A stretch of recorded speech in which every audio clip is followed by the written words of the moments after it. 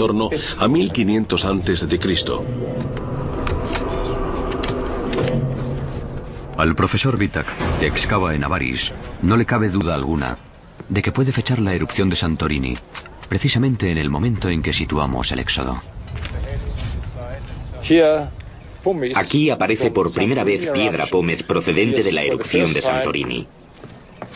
Por lo tanto, desde el punto de vista arqueológico, parece más bien que la erupción tuvo lugar a principios de la 18ª dinastía, es decir, en torno a 1500 antes de nuestra era.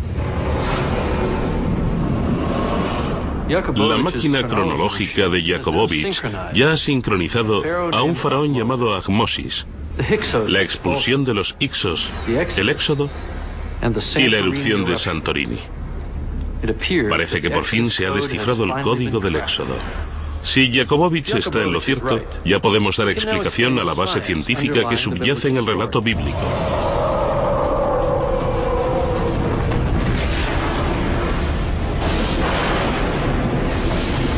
Podemos incluso esclarecer la causa del mayor milagro de todos: la separación de las aguas del Mar Rojo.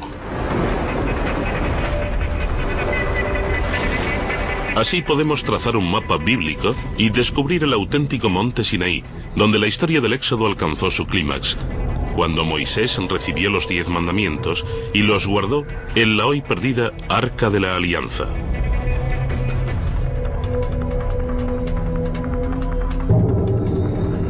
Comencemos por las plagas, las catástrofes bíblicas que asolaron Egipto porque el faraón no permitía que los esclavos israelíes se marcharan. Hasta ahora, nadie ha dado con una justificación científica integral para las 10 plagas. La respuesta comenzó a cobrar forma para nosotros cuando volvimos sobre la estela de Ahmosis y descubrimos una sorprendente concordancia con el texto bíblico. La Biblia dice que el Dios de Israel juzgó a los dioses de Egipto. Y la estela nos confirma que las estatuas de los dioses de Egipto se desplomaron. Se sabe que los terremotos van aparejados a las erupciones volcánicas como la de Santorini. Parece que tanto la estela como la Biblia describen las consecuencias de un seísmo. O, para ser exactos, lo que los científicos hoy denominan una tormenta sísmica. Las tormentas sísmicas son secuencias de grandes terremotos que se extienden por áreas extensas.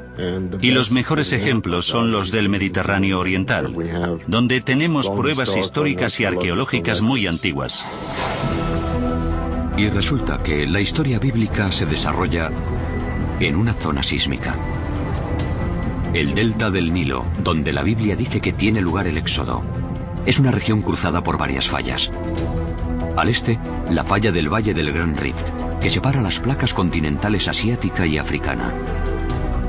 Atraviesa el Mar de Galilea, el Mar Muerto y el Mar Rojo, hasta llegar a África. Por añadidura hay otra falla que transcurre por el moderno Canal de Suez, y otra más a lo largo del delta del Nilo, bajo la antigua ciudad de Avaris. Asimismo, a 700 kilómetros al oeste, la falla que divide las plataformas continentales africana y europea pasa prácticamente por debajo de Santorini. ¿Pero qué tienen que ver los terremotos con las plagas bíblicas? Bueno, comencemos por la primera plaga. Un terremoto no puede elucidar qué hizo Moisés para que las aguas del Nilo de repente se transformaran en sangre, ¿verdad? Pues lo cierto es que sí. Cuando provocan escapes de gas. Y no hace falta remontarse a hace 3500 años para demostrarlo.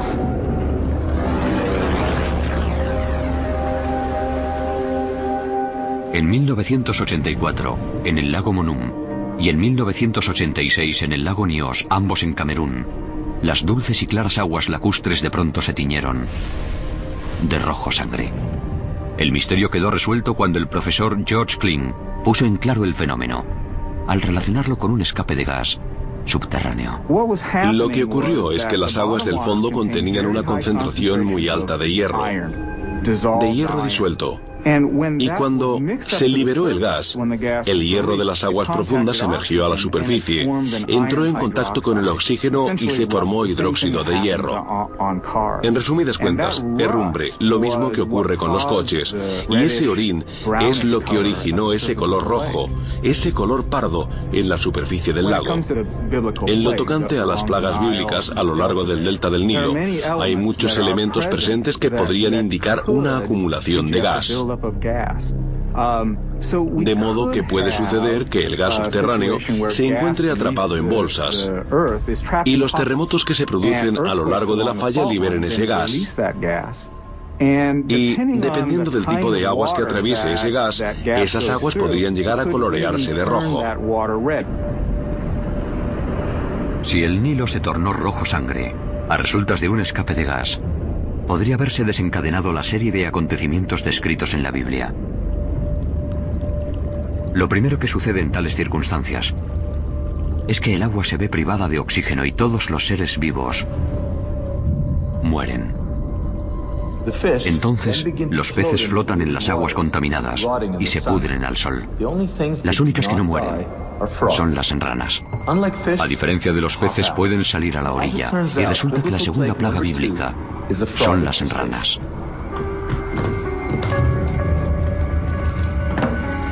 A continuación, la carencia de agua limpia conduce a los piojos, las moscas y las epidemias bacterianas entre los seres humanos y los animales domésticos. No es de extrañar que la tercera plaga bíblica sean los piojos. La cuarta son las moscas.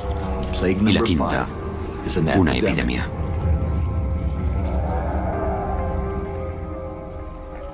La sexta plaga es un sarpullido que cause tumores apostemados en los hombres y en las bestias.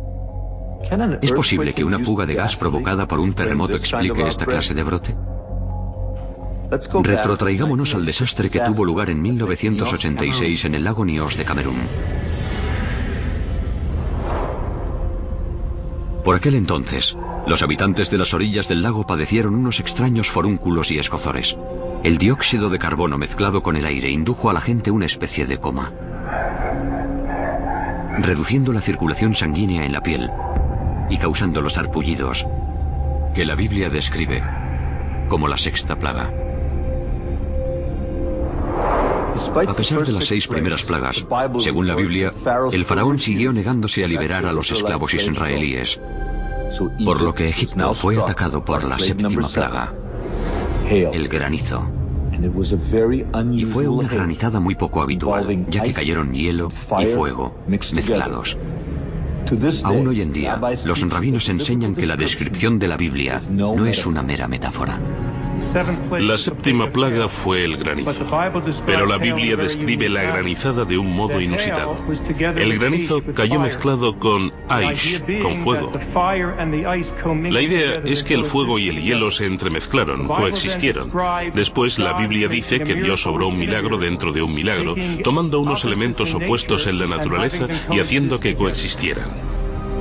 Aunque parezca increíble, hay un papiro egipcio que narra exactamente los mismos acontecimientos. Se llama Papiro de Hippo-Uer o de Leiden, y según muchos estudiosos data del periodo Ixo. El papiro de Hippo-Uer dice expresamente que Egipto sufrió el embate de una extraña granizada, en la que cayeron hielo y fuego entremezclados. Ya hemos colocado otra pieza del rompecabezas. Ahora parece quedar claro que la Biblia y los textos egipcios describen lo que los científicos llaman lapilli acrecional, granizo volcánico, que solo podía proceder de la erupción volcánica de Santorini provocada por un seísmo. Cuando la nube de cenizas alcanza una gran altura en la estratosfera, lo que ocurre en resumidas cuentas es que tienes humedad en la atmósfera. También tienes una gran cantidad de vapor de agua en la propia nube, de modo que pequeños fragmentos de cenizas y cristales llegan a formar un núcleo, algo muy similar a una piedra de granizo. En otras palabras, Egipto padeció una lluvia de fuego y hielo, tal y como cuenta la Biblia. Parece que los terremotos y las erupciones volcánicas y gaseosas subsiguientes explican nítidamente las 7 primeras plagas bíblicas. También esclarecen la octava plaga, las langostas. Las langostas migran en enjambres. Puede haber entre 40 y 80 millones de ejemplares adultos por kilómetro cuadrado. El frío provoca una caída de su temperatura corporal, lo que las obliga a aterrizar en masa.